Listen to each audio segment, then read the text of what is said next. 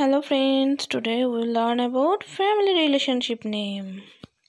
Father, father, mother, mother, daughter, daughter, son, son,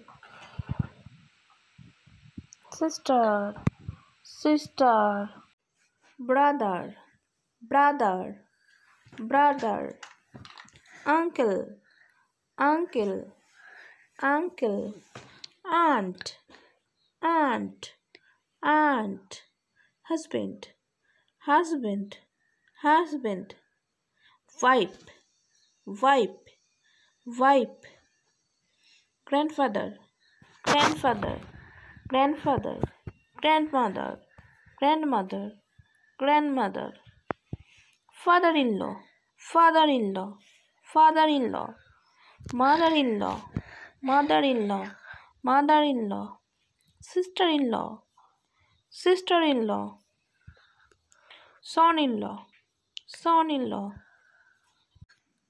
daughter-in-law, daughter-in-law. Thank you for watching. Please subscribe my channel.